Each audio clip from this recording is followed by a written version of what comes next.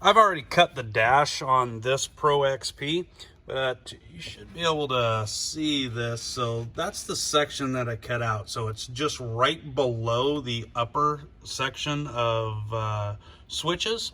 So you'll cut that lower one out and you'll leave just a little bit of room at the top. So basically cut right at the top of the switch.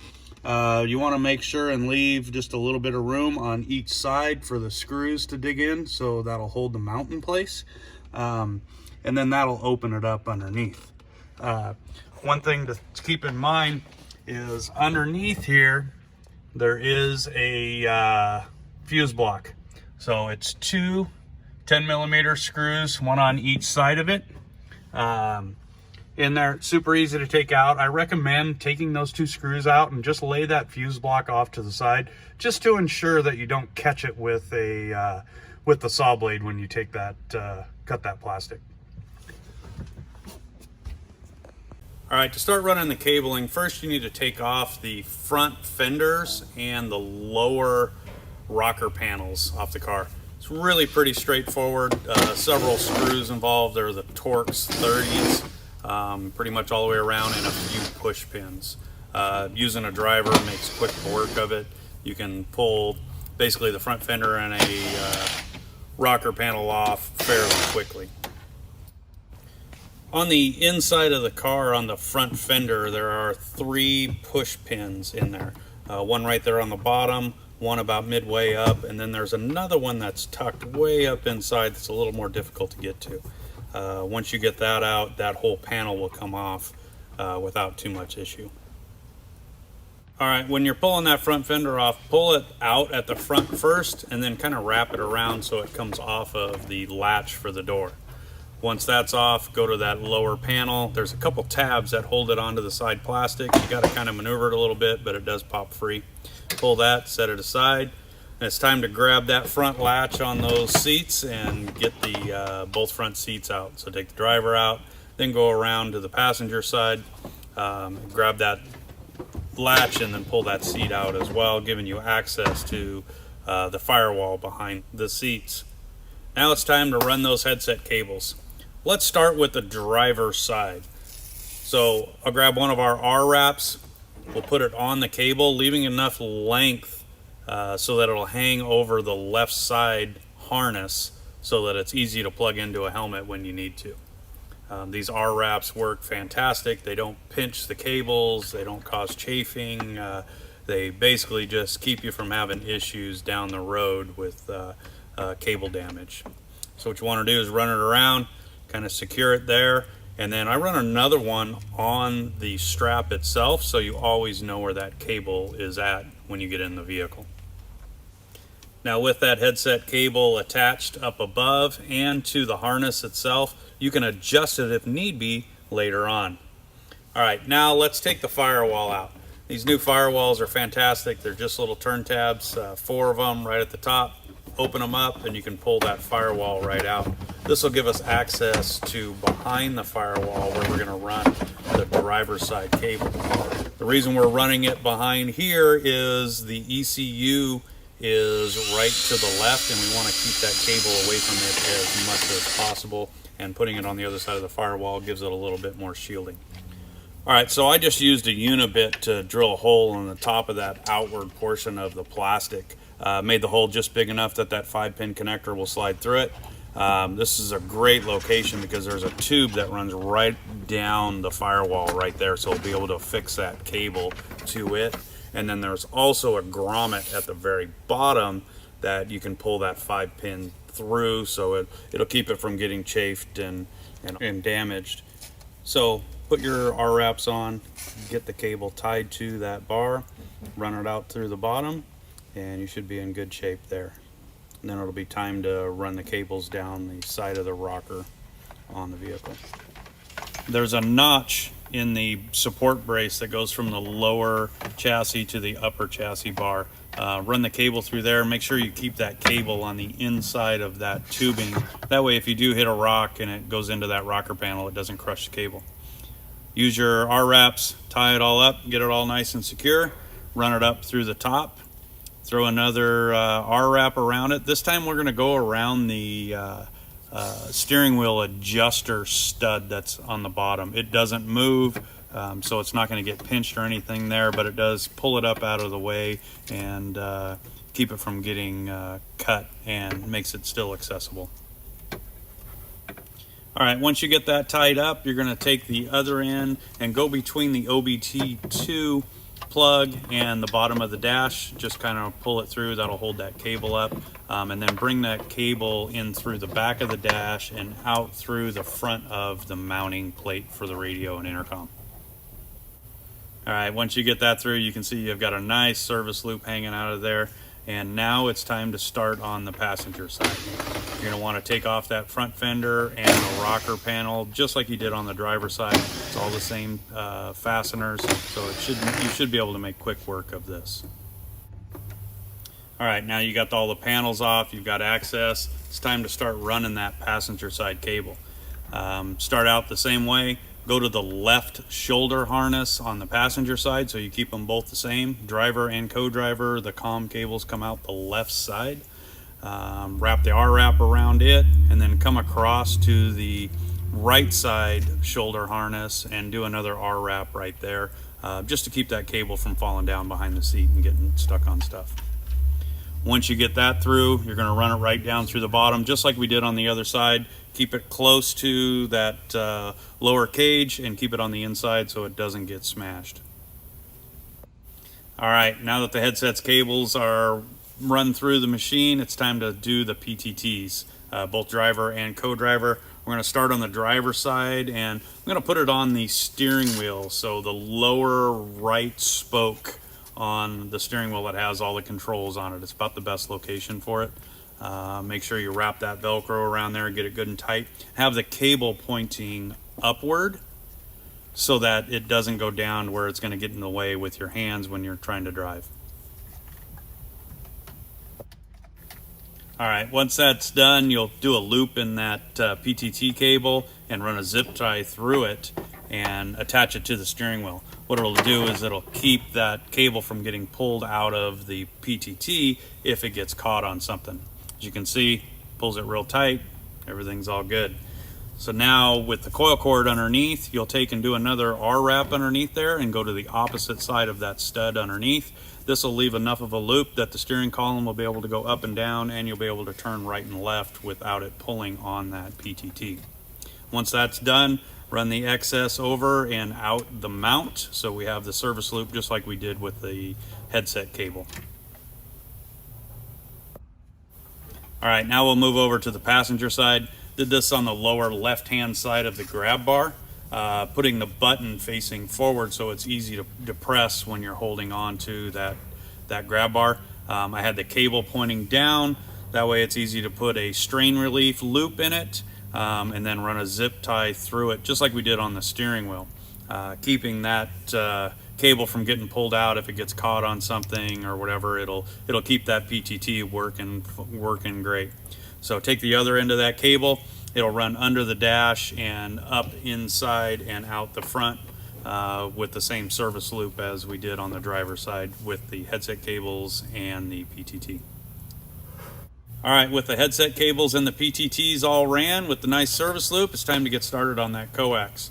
First thing you need to do is get the location for the antenna. Center of a metal roof is the optimal location, highest point in the car. So for this, I just X'd on the top of the roof, found the center point, and then drilled a 3/8 hole in it to run the NMO through it. All right, with that 3/8 hole in the roof, I go over to my coax cable, take the NMO nut off and the little plastic washer, run the stud up through the hole, put the little washer back on, and then screw that NMO nut back on. I use a very small crescent wrench vertical on it, and you can just snug it up. Remember, this is a brass fitting, so if you go too tight, it's just going to snap it off. All right, once the NMO's on, you need to loosen up all the screws that hold the roof in place. Just take the one side all the way out that you're going to run the coax down, which will be the passenger side, just so you can lift that roof up enough to get those R-wraps between the cage and the roof. These R-wraps are perfect for this. In fact, that's what they were designed for.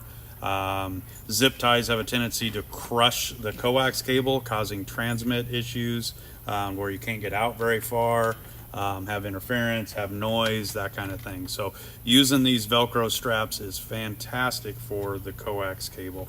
And it makes it serviceable, so if you ever have to take your roof off or whatever, you don't have to cut a bunch of zip ties. You can just undo the Velcro and pull the cable out. So tuck it all up real close, make it all nice and neat.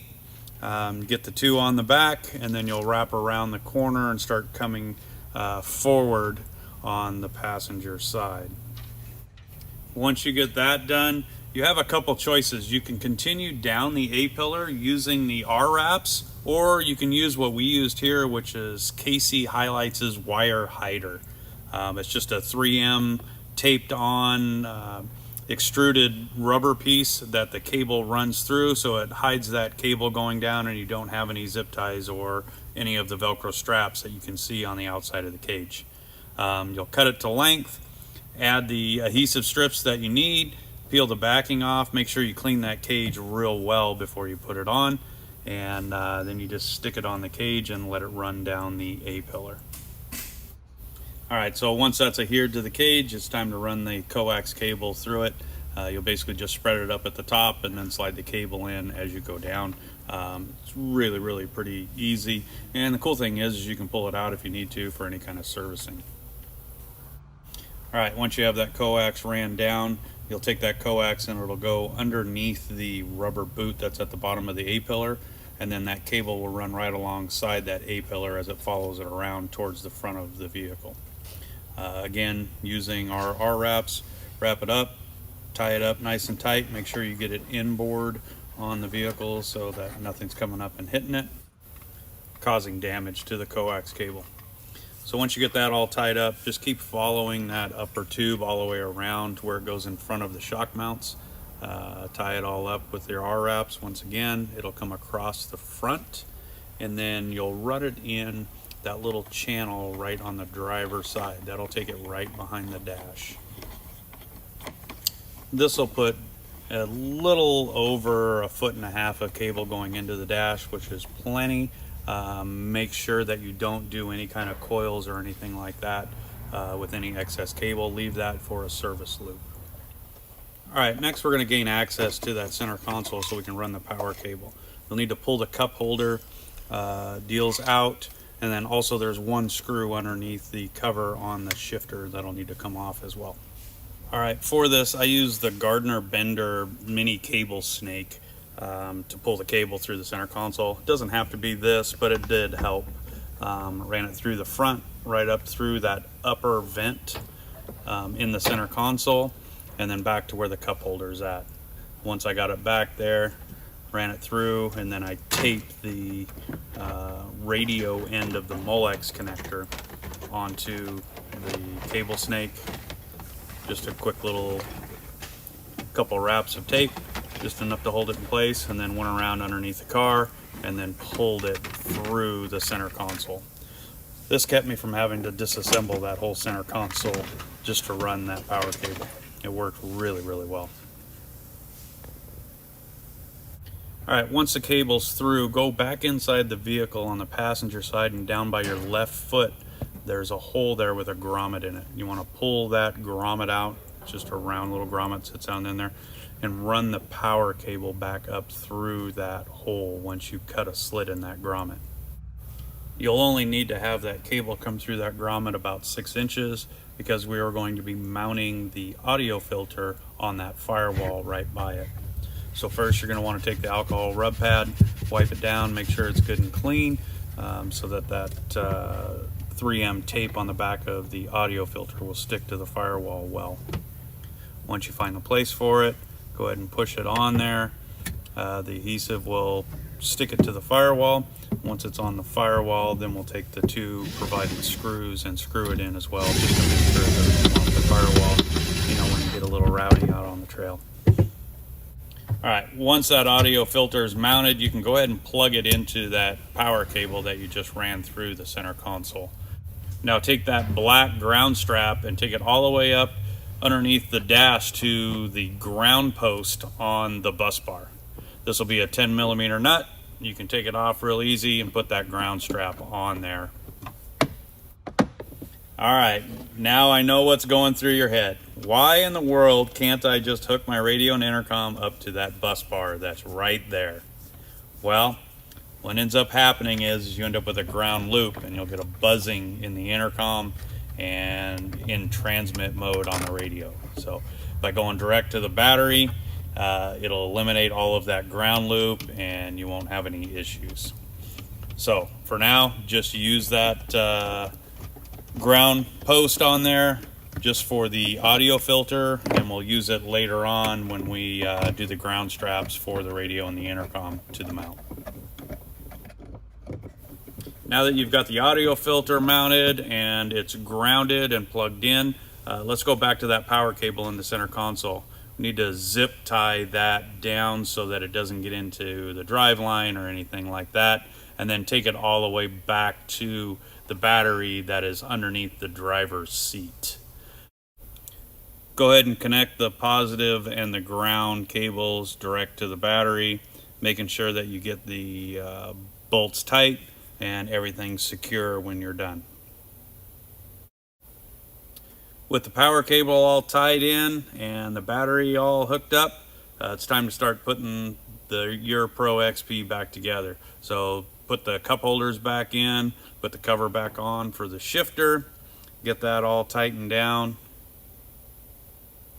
and then you can start putting the side panels back on. So do the rocker panels and then the front fenders on the passenger side, then go over to the driver's side and do the same. It's basically just the reverse order of what you took them off.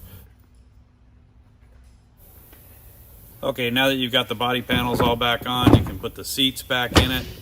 Basically just hook in the front and push down on the back. They'll snap right into place. Pull the belts back in, and you're ready to move on to the next step, which is putting the radio and the intercom together in the DMU bracket. All right, when I'm loading the DMU, or the insert if you will, I'll put the bolts in for the intercom first. On one side I'll have the bolt go through the top hole, and then on the other side I will drop it down one hole. What this does is allows for a little easier sliding that intercom into that mount, aligning the heads of those bolts in the channels on the extrusion for the intercom. Once you get those in, you can grab the intercom, make sure it's facing the right direction. As far as the logos and all that stuff should be facing up, the intercom on the bottom. Alright, once you get the bolt head down, you'll need to align it with the extrusion on there so it'll slide down in that channel. Do one side first, and then it'll bring to the next side, then align it, and then slide it all the way into the mount. You can use your fingers, just tighten those nuts down fairly snug, make sure that you're straight with it. Once you know it looks good, grab that 10mm wrench and just snug those up, because you probably won't have to move them again. Now pick up the radio, and you'll need to pull the screws that are in the side of the radio. So there'll be 2 on each side. You can pull all 4 of them out because you'll need them out to slide them into the mount. Once you get all of them out, you can slide the radio into the mount and align the first 2 holes with the mount so that you can put the screws in. Once you get it aligned, get the screws started, do 1 on each side. You can do them finger tight, and then adjust the depth of the radio so that it is to your liking. You can have it all the way flush, you can have it protruding out a little bit if you need a little bit closer reach from the driver's compartments, whatever your liking is. So once you get that done, go ahead and tighten down those small nuts on the side. They're 7mm. Make sure that that radio is straight in that mount before you do that. With the radio and intercom in the DMU or the insert, it's time to put the ground straps on it. We use these because that mount in your Pro XP is mounted into plastic, so there is no ground going to the radio or the intercom. So we'll use the back one of the back holes on the radio, and then one of the 7mm screws to hook up the ground to the radio. And then there's another one that will go to the body of the intercom. There's already a ground strap on there going to the board, so use that same one and tighten her up.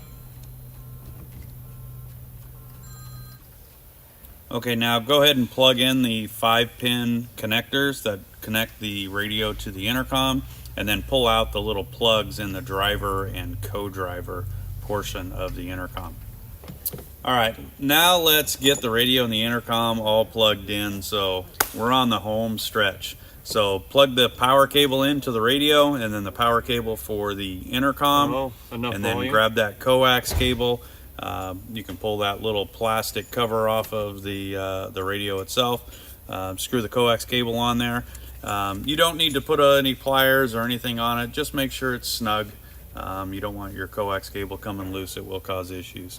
So once you get that on there, then you can plug in all of your headset cables. The nice thing is we did color coordinate all of our cables now. So the PTT and the headset cable for the driver is blue, and red is for the co-driver.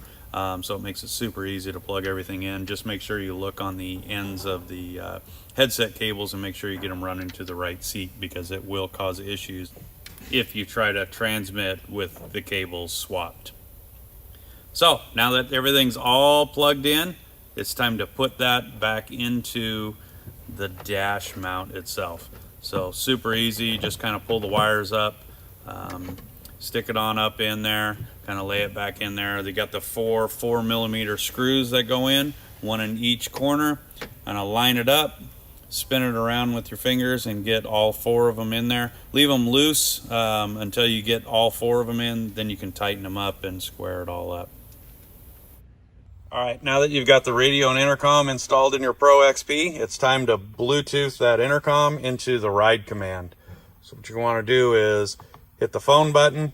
You can see I've already got my phone installed in here. If we hit add device, it'll bring up rugged, which is the intercom.